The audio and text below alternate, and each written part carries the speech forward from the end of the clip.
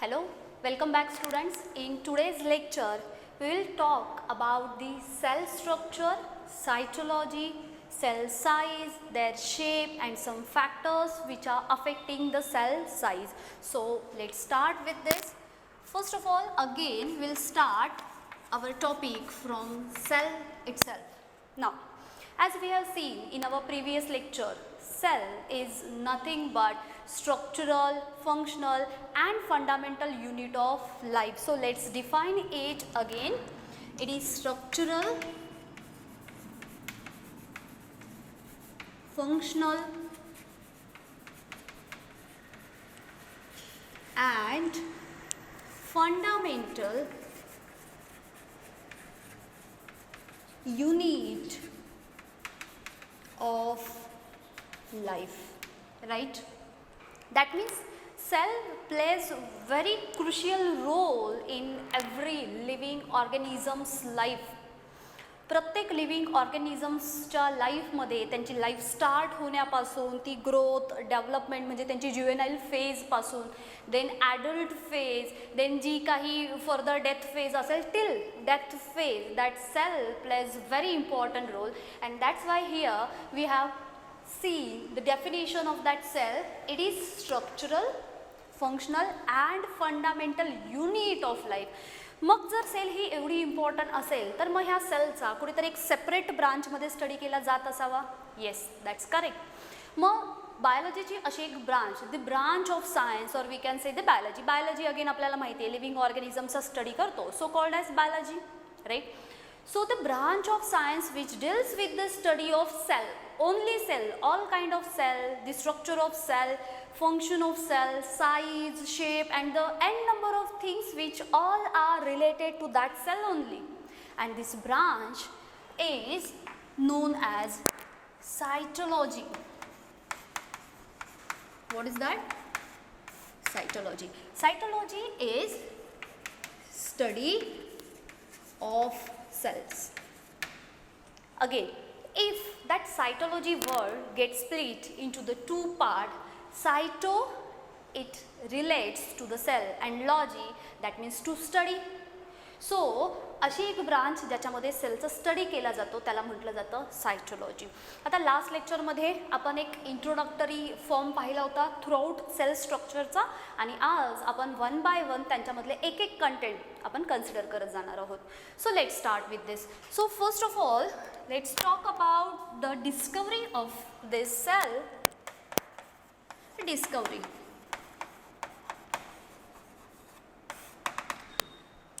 आता पहा, कोणतीही गोष्ट आपल्याला फार क्युरिओसिटी असते, म्हणजे ज्या गोष्टी दिसत नसतील त्यांच्याबद्दल तर फारच असते. ज्या विजिबल थिंग्स असतील एका सर्टन ड्युरेशन नंतर त्यांच्याबद्दलचं जे एक काय म्हणतो आपण त्याला अट्रॅक्शन असेल किंवा त्याच्याबद्दल एक फॅसिनेटिंग जी एक थिंग असते ती सर्टन हळूहळू काय होत जाते की फेड होत जाते. बट ज्या थिंग्स इनविजिबल फॉर्ममध्ये असतात आणि जर त्या इम्पॉर्टंट असतील तर डेफिनेटली त्यांचा जो काही रिसर्च असेल, त्यांचा जो स्टडी असेल किंवा त्यांची डिस्कवरी असेल याच्याबद्दल जाणून घ्यायला आपल्याला नक्की आवडतं. So again in discovery topic many scientist or we can say the researcher are there.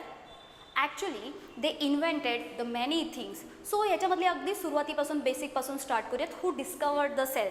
As we have discussed about that the first cell was discovered by Robert hook.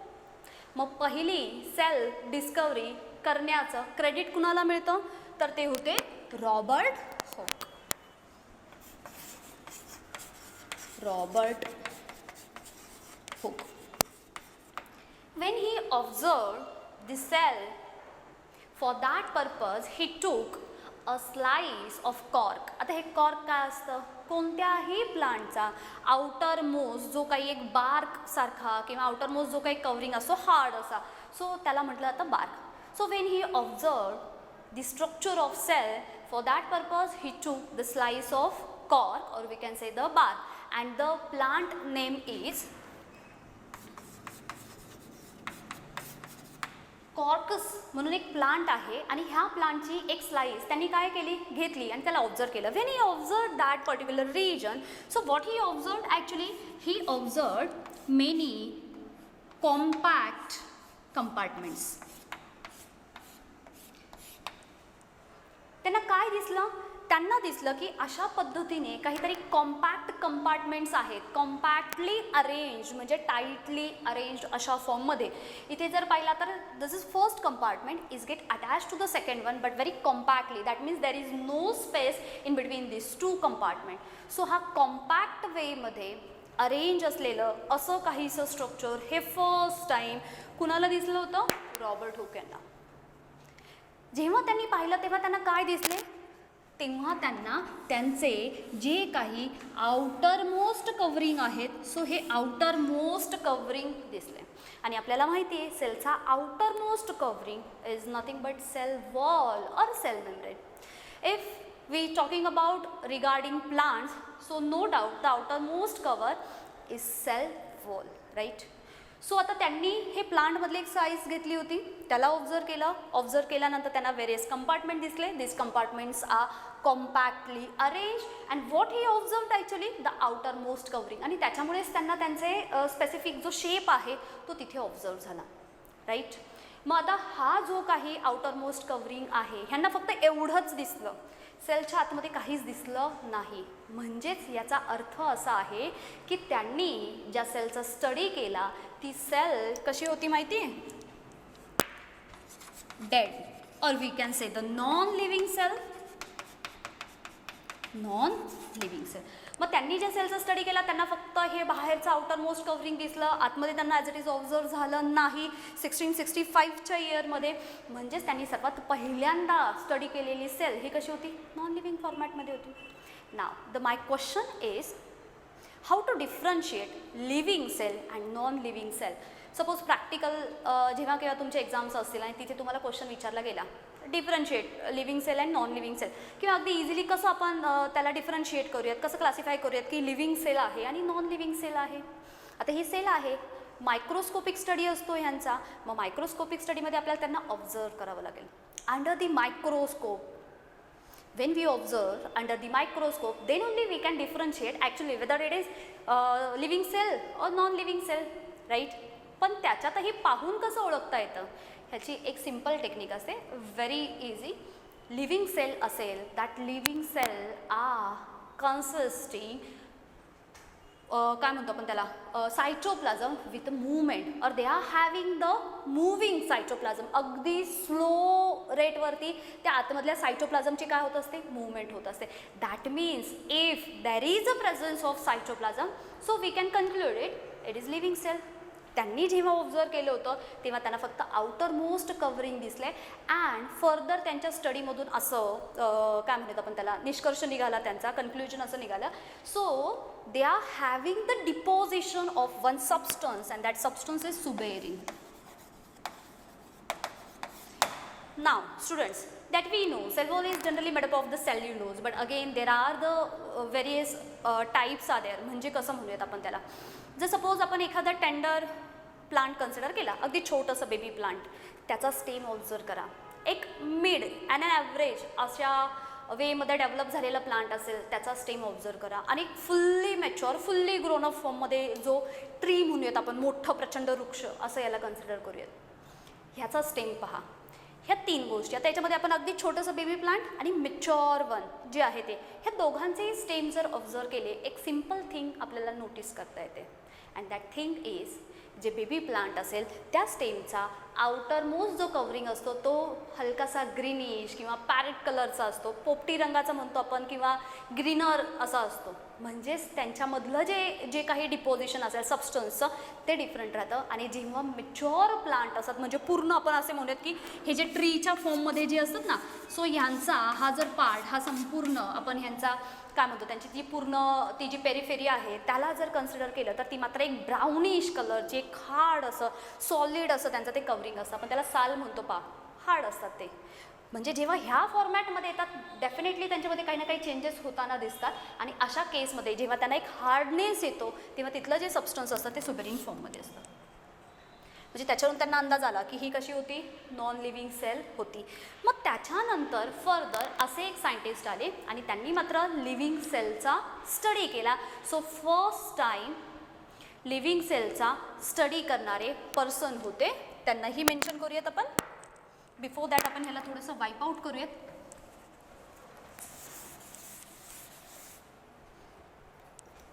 Okay, इथे आपण name केला आहे first person related to the self discovery. The second person is Anton von लियोन-लिव्हनवुक.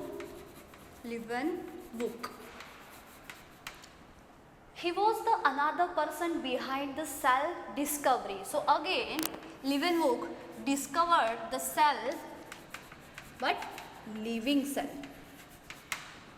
त्यांनी काय केलं, living सेलला डिस्कवर केलं आणि अजून फर्दर नवीन गोष्टी त्या सेलच्या डिस्कवरीमध्ये किंवा त्यांच्या स्टडीमध्ये ॲड केल्या गेल्या. नाव कोणतीही सेल आपण जेव्हा ऑब्झर्व करतो त्याच्यामध्ये अगदी प्रॉमिनंटली दिसणारा असा जर कोणता पार्ट असेल, काय असतो तो, अगदी प्रॉमिनंटली दिसतो आपल्याला सेलमध्ये. जेव्हा आपण त्याला ऑब्झर्व करतो तेव्हा a very prominent part is nucleus and it is that much important for that cell also. फक्त प्रॉमिनंटली दिसते का, नाही, तो तेवढ्याच महत्त्वाचा आहे का. सेल डिव्हिजन काय, टाईप काय, कोण कसा रोल प्ले करतात, हे सगळे पार्ट आपण 10th पाहिलेले आहेत. रॅदर 11th सुद्धा आपल्याला सेल डिव्हिजन येणार आहे आणि तिथे परत एकदा आपण न्यूक्लियसला तेवढ्याच का म्हणत आपण तेवढ्याच ताकदीने त्यांचा रोल काय आहे तो पाहणार आहोत. सो हा झाला न्यूक्लियस. मग ह्या न्यूक्लियसचा शोध फर्स्ट टाईम लावणारे कोण होते. So one more person is there named as Robert Brown. Robert Brown was the person behind the successful discovery of nucleus. न्यूक्लियसला फर्स्ट फाइंड आउट करणारे कोण होते, रॉबर्ट ब्राउन. आणि मग मात्र न्यूक्लियसची डिस्कवरी झाल्यानंतर ॲक्च्युअल खऱ्या अर्थाने त्या सेलचा स्टडी स्टार्ट झाला. आता याच्यानंतर सेल कशी आहे, काय आहे, त्याच्याबद्दल कुणी कुणी काय काय ओपिनियन दिले गेले, ह्या सर्वांनुसार एक सेल थिअरी प्रपोज्ड केली गेली. सो अगेन एक 2 सायंटिस्ट किंवा 2 रिसर्चर म्हणूयात, ह्यांनी मिळून एक सेल थिअरी प्रपोज केली. आणि सायंटिस्ट कोण होते आपण त्यांना म्हणूयात. फर्स्ट होते MJ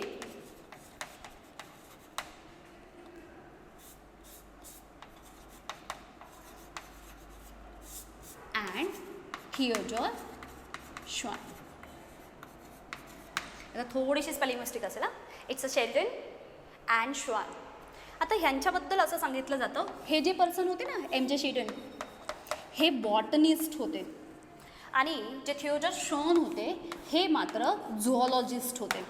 आता आपल्याला हे माहिती आहे, बॉटनिस्ट, झुऑलॉजिस्ट, पॅथॉलॉजिस्ट, हो की नाही, ऑर्निथॉलॉजिस्ट, हे प्रत्येकजण म्हणजे स्पेसिफिक पर्सन स्पेसिफिक एखाद्या ब्रांचमध्ये डिटेलमध्ये स्टडी करतात.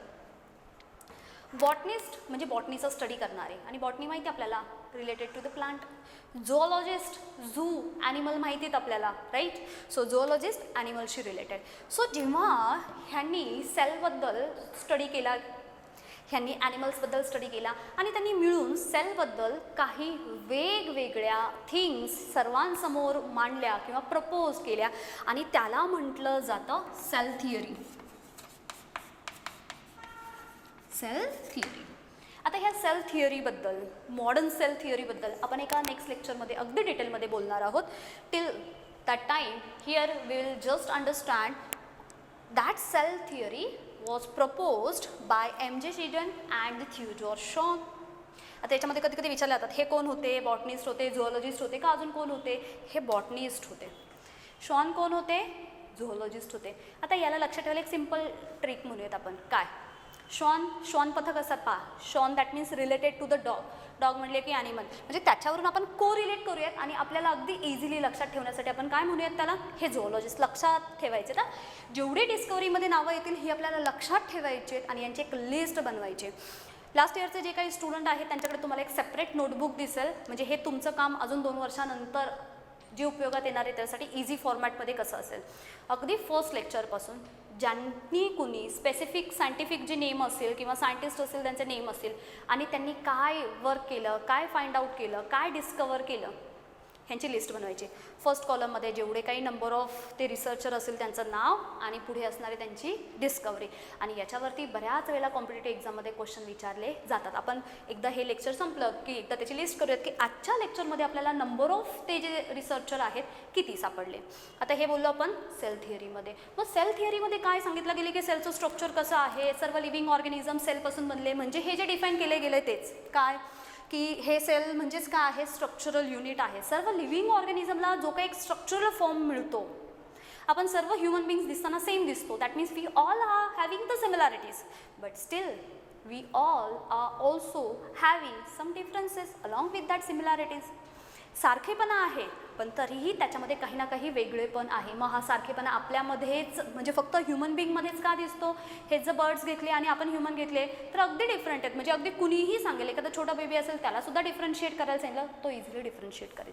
That means cell it is structural part or the unit of life. Functional का आहे, बॉडीचे सर्व फंक्शनिंग त्यांच्यामुळे वर्क होत आहे.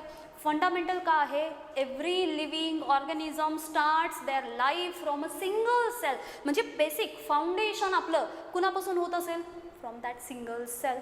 Again it is very important. So ह्या सगळ्या थिंग्सला सेल थिअरीमध्ये मेन्शन केलं गेलं.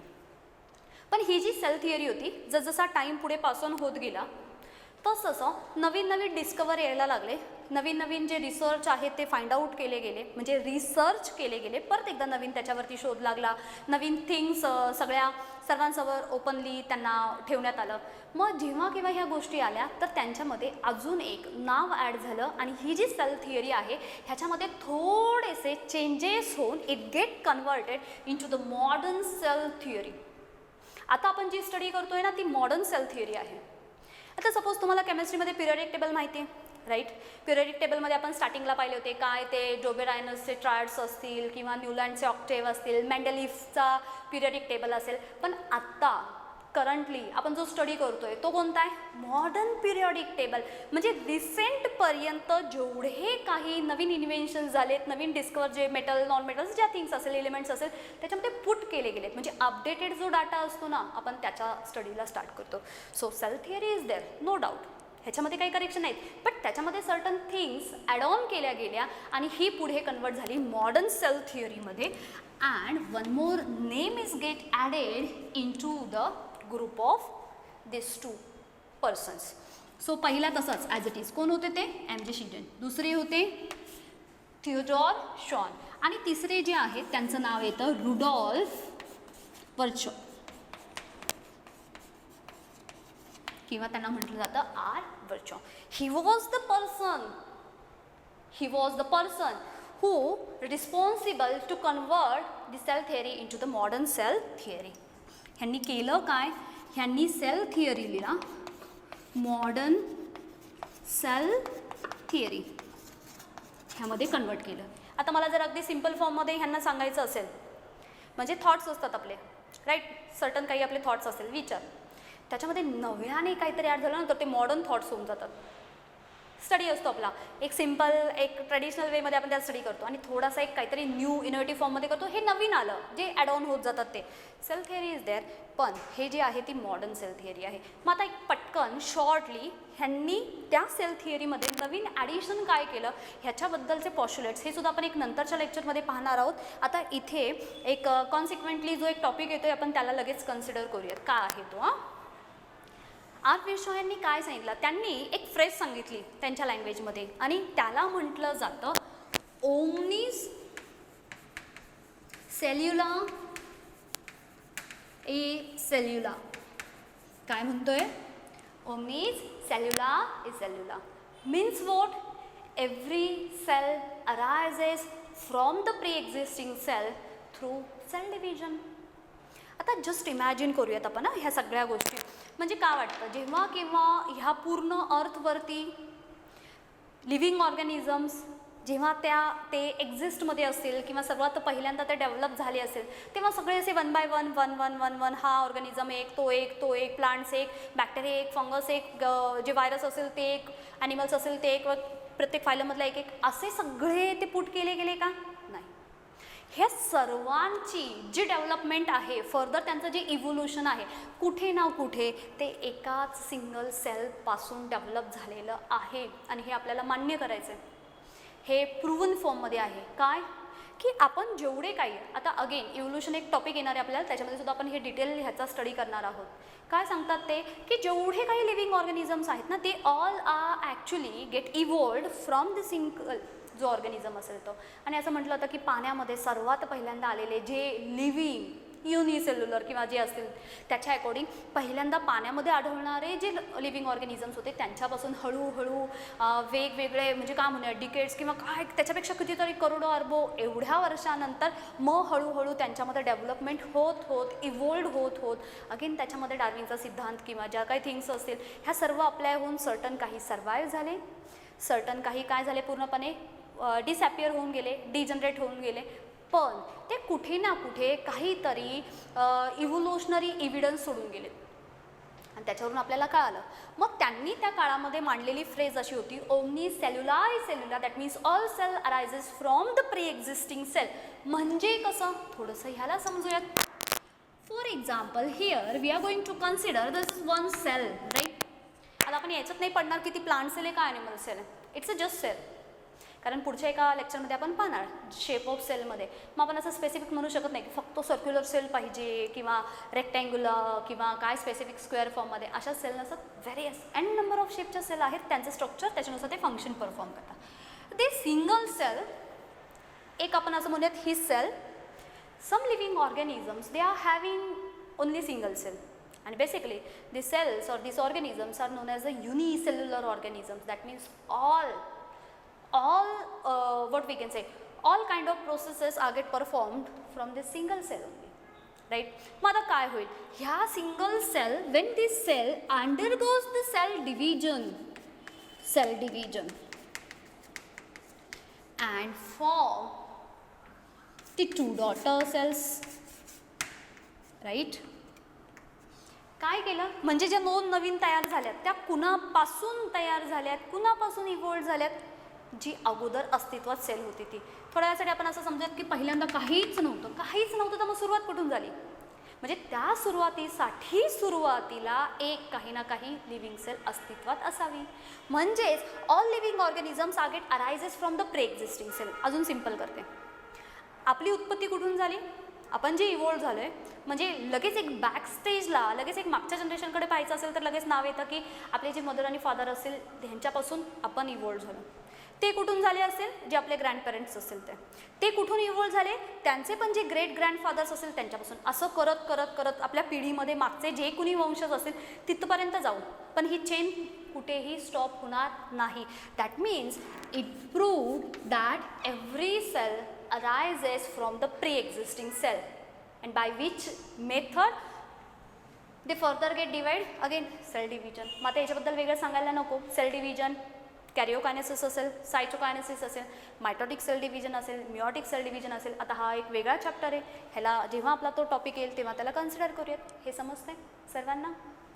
बरं, आता आपण डिस्कवरीला किती होते त्यांची लिस्ट त्यांना आपण एकदा पटापट मार्क करत जाऊयात. पहिल्यांदा फर्स्ट पर्सन कोण पाहिले आपण, Robert Hooke, first person who discovered the cell. आता बघा क्वेश्चन कधी कधी ट्रिकी कसे विचारले जातात.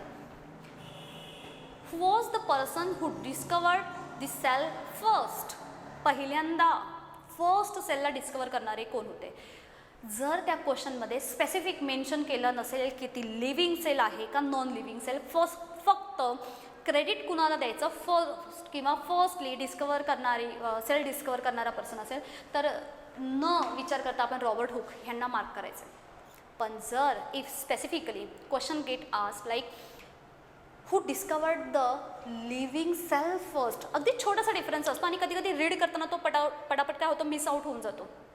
मग रीड करताना क्वेश्चन असा असेल काय, who discovered the living cell first. Living cell पहिल्यांदा जर कुणी केली असेल तर मग आपली ही दुसरी डिस्कवरी कोण, Anton von Leeuwenhoek. He was the person who discovered the first living thing. Now, the third credit goes to the discovery of nucleus and the person behind that was Robert Brown. Robert brown यांनी काय केला, nucleus डिस्कवर केला. आपल्या त्या लिस्टमध्ये परत sale theory propose करणारे कोण होते, MJ शिडेल and Theodore Shaw. Modern cell थिअरीमध्ये मग कोण कोण आले, ह्यांच्यामध्ये ग्रुप आला आणि ह्या ग्रुपमध्ये 3 मेंबर ॲड होते. अगेन MG शिदेन होते, थिओडॉर शॉन होते आणि एक नवीन नाव ॲड झालं ते होतं रुडॉल्फ वर्शो. ठीक आहे, म्हणजे किती झाले 3, 4 and 5. इथपर्यंत समजतंय. फ्रेज लक्षात ठेवली आपण, ओमनी सेल्युलाई सेल्युला, ह्याला पॉश्युलेट्समध्ये परत एकदा कन्सिडर करणार आहोत. आता आपण काय करूयात, थोडंसं पुढे जाऊयात आणि सेलच्या साईजबद्दल बोलूया. सेलच्या साईजबद्दल आपण लास्ट लेक्चरमध्ये सुद्धा बोललो. आता ह्याच्यामध्ये नवीन काहीतरी आपण ॲड ऑन केलेत, ॲड ऑनबद्दल बोलूयात. बरं, आता आपल्याला काय करायचं आहे, स्ट्रक्चरकडे चाललो आपण. सेल स्ट्रक्चरकडे, म्हणजे बेसिक आपला सर्व झाला आहे. सायटॉलॉजी काय असते किंवा जे काही डिस्कवरी पार्ट काय आहे, कुणी कुणी काय काय कशा पद्धतीने डिस्कवर केले, काय रोल आहेत, हे सर्व पाहिले. सो आता आपण त्यांच्या स्ट्रक्चरल पार्टमध्ये पाहूयात. Size of cell. आता याच्यामध्ये मोस्ट फ्रिक्वेंटली आस्क्ड क्वेश्चन असा असतो, which is the smallest size cell. सर्वात स्मॉलेस्ट साईजची सेल ही कोणती आहे, ह्याचा आन्सर लास्ट लेक्चरमध्ये सुद्धा आपण पाहिलं. कोण होती ती स्मॉलेस्ट सेल? Smallest sale. आता याच्यामध्ये नवीन ॲड ऑन काय आहे माहिती आहे, PPLO. आता हा PPLO काय आहे, it's a pleuro pneumonia like organisms असंही म्हटलं जातं. और ह्याचं नाव आहे मायकोप्लाझ्म किंवा प्लाझ्मा म्हणतात. बरं, मग स्मॉलेस्ट सेल आहे, मग साईजबद्दल बोलणं गरजेचं आहे. They are having size from 0.1 to 0.3 micrometre. Note down, 0.1 to 0.3, म्हणजे ती जरी एक्सेड झाली तरी पण ती 0.3 मायक्रोमीटरपेक्षा पुढे जास्त जात नाही. त्यांची साईज ह्या रेंजमध्ये आपल्याला दिसून येते. ऑप्शनमध्ये जर 0.3 असेल तो सुद्धा आन्सर करेक्ट आहे. In the range between 0.1 to 0.3 micrometre दिला तर हे पण आन्सर करेक्ट आहे. आता इथून पुढे खऱ्या अर्थाने आपल्या सगळ्या ह्या गोष्टी स्टार्ट होणार आहेत. आपल्याला हे अगदी छोटे छोटे जे थिंग्स आहेत ना त्यांना कॅप्चर करायचं आहे. बरं, आता हे आपण स्मॉलेस्ट सेलबद्दल बोललो, पण ह्यांच्याबद्दल असं सांगितलं जातं, this mycoplasma get split into bacteria and viruses. आता ह्यांचं काय कोरिलेशन आहे? This mycoplasm gets splitted into the bacteria and viruses. That means this mycoplasm is smaller than bacteria and without cell wall. म्हणजे जर मायकोप्लाझमबद्दल आपल्याला त्यांची कॅरेक्टरिस्टिक विचारली आणि कंपॅरिझन केलं तर बॅक्टेरियांपेक्षा सुद्धा स्मॉलेस्ट जर कोणत्या सेलची साईज असेल तर हे मायकोप्लाझम आहे. आणि हेच व्हायरसेसमध्ये आपल्याला माहिती आहे त्यांना सेलवॉल प्रेझेंट नसते, म्हणजेच ह्या मायकोप्लाझमला सेलवॉलसुद्धा नाही आहेत. मग ह्याच्यावरती क्वेश्चन कसे येतात, आपले क्वेश्चनकडे लक्ष असलं पाहिजे. आपला जेवढा जो काय म्हणतो आपण एक ग्राउंड जे आपलं नॉलेज आहे ना ते त्याला थोडंसं आपण इम्प्रूव्ह करतो आहे. फर्स्ट थिंग विचारली जाते, smallest cell without cell wall. And the second thing, smallest cell with cell wall. बघा, आता आपल्याला फक्त माइंडमध्ये काय असतं की स्मॉलेस्ट सेल कोणती, तर ती मायकोप्लाझम जी गॅलिसेप्टिकम आहे ती तर इथे मेन्शन केली आहे. पण आता क्वेश्चनमध्ये ट्विस्ट काय देतात, smallest cell without cell wall. आपण इथे काय सांगितलं, बॅक्टेरियांपेक्षा छोटे आणि व्हायरसेस सारखे सेल वॉल नसणारे, that means without cell wall. So the first क्वेश्चनचा answer is mycoplasma. What about the second? मग आता सेकंडमध्ये जर आपल्याला सेल वॉल हवी असेल तर यांच्यामध्ये मात्र इथे आन्सरला मी मेन्शन करते, हा जो आहे ना हा याचा आन्सर आहे. And the second one is bacteria और वी कॅन से सम प्रोकॅरियोट्स. जर ऑप्शनमध्ये आपल्याला असे ऑप्शन सापडले तर आपण यांना टिक करणार आणि क्वेश्चन केअरफुली रीड करणार की smallest cell with cell wall आहे का विदाउट सेल वॉल आहे. ट्रू. बाय. आता ह्याच्यानंतर आपण पाहणार आहोत some factors are there who affect the cell size. अच्छा, ह्याच्यामधली एक लार्जेस्ट जी सेल आहे तिला पटकन मेन्शन करूयात. जी लार्जेस्ट सेल आहे ती, लार्जेस्ट सेल सर्वांना माहिती आहे काय आहे, ऑस्ट्रिच एग. आणि ह्याची लेंथ किती असते, एक 15 to 18 सेंटीमीटर असते. 15 सेंटीमीटर एक कन्सिडर केला तर 15 सेंटीमीटर आपली स्केलची साईज असते, एवढं मोठं, राईट. सो ही झाली आपली लार्जेस्ट सेल. आता हे तर झाले साईज ऑफ सेल. काही फॅक्टर असे असतात की ते काय करतात, त्या सेलच्या साईजला अफेक्ट करतात. And here we are going to see some list of factors who are affecting the size of cell. सेलची साईज कशी व्हॅरी होते हे पाहायचे आपल्याला. त्याच्यासाठी काय काय फॅक्टर्स आहेत, एक पटापट आपण त्यांनाही कन्सिडर करूयात.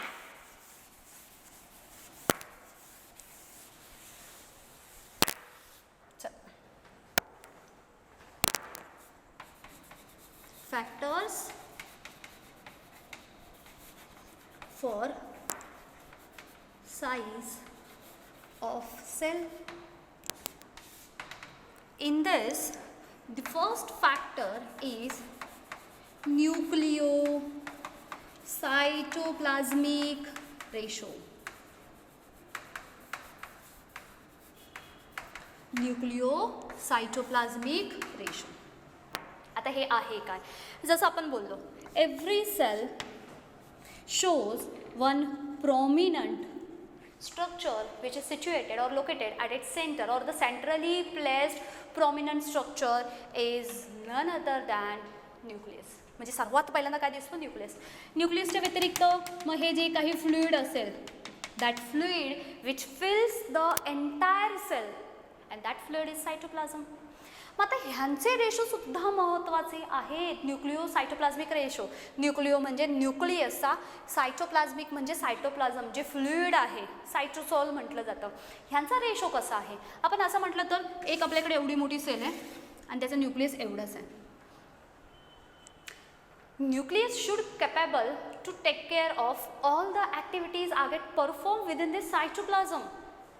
सायटोप्लाझममध्ये जेवढ्या काही ॲक्टिव्हिटीज परफॉर्म होत आहेत, जेवढ्या मेटाबॉलिक ॲक्टिव्हिटीज असतील, काय अदर फर्दर जेवढ्या काही ॲक्टिव्हिटीज आहेत ना, ॲनाबॉलिक, कॅटाबॉलिक किंवा अजून एन नंबर ऑफ ज्या आहेत त्या, ह्या सर्वांसाठी कंट्रोल करायला, त्यांची काळजी घ्यायला कोण इनफ केपेबल असला पाहिजे, न्यूक्लियस. न्यूक्लियस छोटा असून चालेल का, नाही. जर सपोज ती सेल खूप छोटी आणि अगदी प्रॉमिनंट मेजर जर न्यूक्लियसचा पार्ट आला तर अगेन तो चालणार नाही. That means nucleus and cytoplasmic ratio should be in specific manner. हा कसा असला पाहिजे, स्पेसिफिक मॅनरमध्ये. टॉपिक आहे तो की कोणते कोणते फॅक्टर्स असतात सेलच्या साईजसाठी. त्याच्यामधला पहिला फॅक्टर आहे it should be specific ratio of nucleocytoplasmic or nucleocytoplasm. त्यांचा दोघांचा प्रॉपर रेशो असला पाहिजे. देन त्याच्यानंतर आपण सेकंड ज्या फॅक्टरबद्दल बोलणार आहोत, तो सेकंड फॅक्टर आपला आहे, second one is metabolic rate. बरं, आता आलो आपण metabolic रेटवरती. What is mean by the metabolic activities? The activities which are generally get performed within the cell, or we can say that activities which generally get performed in that cytoplasm. सायटोप्लाझममध्ये जेवढ्या घडामोडी घडतात ना, ह्या सर्व म्हटल्या जातात metabolic activities. मग ह्या मेटाबॉलिक ॲक्टिव्हिटीज आहेत त्यांचा रेट कसा असला पाहिजे. आता हे सेलवरती कसं डिपेंड आहे, just again for an example, जर सपोज आता मी नॉर्मली कंटिन्युअसली बोलते, म्हणजे माझ्या ह्या बकल कॅव्हिटीमधल्या किंवा इथल्या ज्या माझ्या फेशियल जे बोन्स असतील, ज्या मसल्स असतील, ह्या मसल्समधल्या ज्या सेल आहेत ह्यांचा मेटाबॉलिक ॲक्टिव्हिटीचा रेट कसा असेल, स्लोअर का हायर असेल. आता ॲक्टिव्हिटी परफॉर्म होत आहेत म्हणजे नो डाऊट कसा असणार आहे, हायर. आता जेव्हा बोलता बोलता इंटरनल जेवढ्या काही आपल्या इनव्हॉलंटरी माझ्या मूवमेंट चालू आहेत, म्हणजे रेस्पिरेशन अँड ऑल दॅट, जेव्हा आपण अगदी क्वाईट फॉर्ममध्ये असतो त्यावेळेस आपला रेस्पिरेटरी रेट बऱ्यापैकी स्लोअर रेटवरती असतो. जेव्हा आपण मल्टिपल ॲक्टिव्हिटीज परफॉर्म करतो, जसं आता मी बोलते, काहीतरी तुम्हाला हे हातवारी करून दाखवते, आणि प्लस सायमल्टेनियसली इंटरनली काय होतात, माझ्या इनव्हॉलंटरी ज्या काही ॲक्टिव्हिटीज आहेत ह्या परफॉर्म होतात. मग अशा वेळेस माझा रेस्पिरेटरी रेट कसा असणार आहे, comparatively as compared to you all थोडासा हायर असणार आहे. मग अशा केसमध्ये माझ्या रेस्पिरेटरी सिस्टीमला तयार करणारे ऑर्गनमधले टिश्यू आणि त्या टिश्यूमधले स्पेसिफिक सेल, ट्रकिया घ्या, ट्रकियल सेल्स असतील, त्याच्यामधले छोटे छोटे जे सेल असतील, अल्व्हिओलाई घ्या, त्या असतील, ह्यांचा मेटाबॉलिक रेट कसा असणार आहे, तुलनेने जास्त. आता मी उभी आहे, ॲक्टिव्हिटी परफॉर्म करते किंवा काहीतरी तुम्हाला एक्सप्लेन करते, स्टील जर मी माझ्या ॲडिपोसाइट्स कन्सिडर केल्या, ॲडिपोसाइट्स म्हणजे फॅट सेल, फार आरामात असतात, ह्या निवांत त्यांचं काम चाललेलं असतं. म्हणजे जर ॲडिपोसाइटचा मेटाबॉलिक रेट कन्सिडर केला तर हा मात्र स्लो रेटवरती असेल. आता याच्याबद्दल बोलूयात. आता बोलतोय म्हणजे किती कोऑर्डिनेशन असलं पाहिजे की मला पाहायचं आहे, मला बोलायचं आहे, मला बोर्डवरती लिहायचं आहे, माइंडमधले जे थॉट्स आहेत त्यांना कोऑर्डिनेट करून माउथ थ्रू तुमच्या समोर त्यांना मला प्रेझेंट करायचं आहे. आणि ह्या सर्वांचं जर कोऑर्डिनेशन बसलं नाही तर मी काहीतरी बोलणार वेगळंच, तुम्ही ऐकणार काहीतरी वेगळंच, मी लिहिते काहीतरी तिसरंच. पण ह्या सर्वांचं कोऑर्डिनेशन बसवता येत म्हणजे जे आपल्या ब्रेनमधल्या ज्या काही सेल्स असतील, क्रेनियल सेल्स आपण कन्सिडर करूयात, किंवा जे आपले न्यूरॉन्स आहेत किती हायर रेटवरती असतील. सो मेटाबॉलिक रेट, हा मेटाबॉलिक रेटसुद्धा त्यांच्यानुसार त्यांच्या साईजवरती डिपेंड करतो. जर मला माझ्या बॉडीमधली किंवा आपल्याला आपल्या बॉडीमधली जर लार्जेस्ट ही काय पाहिली होती आपण, लार्जेस्ट सेल पाहिली होती, पण आपल्याला जर बॉडीबद्दल बोलायचं असेल तर काय वाटतं आपल्या बॉडीमधली सर्वात लार्जेस्ट किंवा लॉंगेस्ट कोणती सेल असेल? आता लार्जेस्ट नाही आपण म्हणूयात, आपण लॉंगेस्ट म्हणूयात, ते असतात न्यूरॉन. मग त्यांचा साईजसुद्धा काय झाला त्या रेटनुसार. कारण पहा ना, कोणतीही गोष्ट असेल आणि त्याचा इन्स्टंट जो रिस्पॉन्स असतो, स्टिम्युलाय जनरेट झाल्यानंतर लगेच पटकन जे रिस्पॉन्ड केलं जातं हे अगदी इझिली पोहोचवण्यासाठी ते जे काही न्यूरॉन्स असतात किंवा नर्व सेल्स असतात त्यांची लेंथ मात्र कंपॅरेटिव्हली जास्त असते. So no doubt this metabolic rate again it is one of the factor who are directly, काय म्हणूयात आपण, it is directly affect on the size of cells. And the last one is, एक last आहे surface area. surface area to the volume of cell. आता हे थोडंसं different आहे पण अगेन ह्याच्याशीच रिलेटेड आहे. आता आपण थोडंसं मॅथ्समध्ये पण जाणार आहोत. For example here we are going to consider one cuboidal cell. काय करतोय आपण इथे माहिती, एक क्युबॉइडल सेल कन्सिडर करतोय. हे झाला एक cube. Now this cube shows the same dimension all over. म्हणजे लेंथ असेल तर ती 1 सेंटीमीटर, त्यांची ब्रेड्थ असेल ती 1 सेंटीमीटर, किंवा काय त्यांचा थिकनेस असेल 1 सेंटीमीटर. थ्रूआउट ऑल त्याला 6 साईड आहेत. फ्रंट झाला, बॅक झाला, 2 लॅटरल झाले, टॉप झाला आणि बॉटम झाला, 6 साईड्स. मग आता आपण ह्यांच्यानुसार सेलची साईज कशी अफेक्ट होते त्याच्यावरती पाहूयात. So for that purpose here we are going to calculate the area of that particular region, म्हणजे कोण येतो cube, as well as the volume of that cube. काय करूयात आपण पहिल्यांदा कॅल्क्युलेट करूयात एरिया. Area of cube. मग याच्यासाठी काय करावं लागतं आपल्याला, लेंथ आहे इंटू ब्रेड्थ आहे इंटू 6 साईड्स आहेत ना. लेंथ किती होती 1 सेंटीमीटर, ब्रेड्थ किती आहे 1 सेंटीमीटर, साईड्स किती आहेत 6, म्हणजे हे काय झाला 6 सेंटीमीटर स्क्वेअर एरिया काढला. व्हॉल्यूमबद्दल बोलूयात. Volume that means length into breadth into height. सगळीकडे काय घेतलं आपण 1 1 1 1 into 1 into 1 that means 1 only, 1 centimeter cube. And the ratio of surface area to the volume of the same cuboidal cell is 6:1. Ratio कळाला इथे. This is first case. Let's consider the second case, and in that second case here we are going to consider again the area of this cuboidal cell, but here the what we can say, the value of that side is 2 centimeter. मग again area काय सांगतो, length into breadth into 6. आता काय करूयात आपण, dimensions change करूयात. 2 centimetre again 2 into 6 that means 24 centimeter square. And what about the volume? Volume is length into breadth into height, that means 2 into 2 into 2. It is nothing but 8 centimeter cube. So here we got the ratio of 24:8. Let's simplify it. 3:1. आता इथे जर एक गोष्ट notice केली, ह्यांच्यामध्ये ह्यांची size किती घेतली 1 सेंटीमीटर, साईज छोटी, ह्यांचा रेशो हायर झाला. साईज जास्त, रेशो लोअर झाला.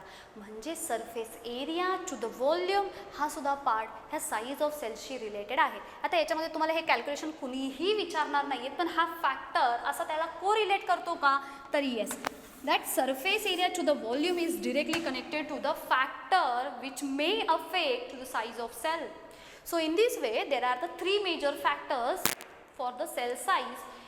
Out of that, first one is nucleocytoplasmic ratio. That ratio should be proper, or we can say the specific. so that nucleus should enough capable to take care of the all things or all kind of activities which are generally get performed within that cell. Second one is metabolic rate, again it depends on cell to cell. And third one is surface area to the volume. In next lecture we are going to see some other part, that means आता जर इथे size of cell पाहिलाय तर next आपण पाहणार आहोत shape of cell. Thank you.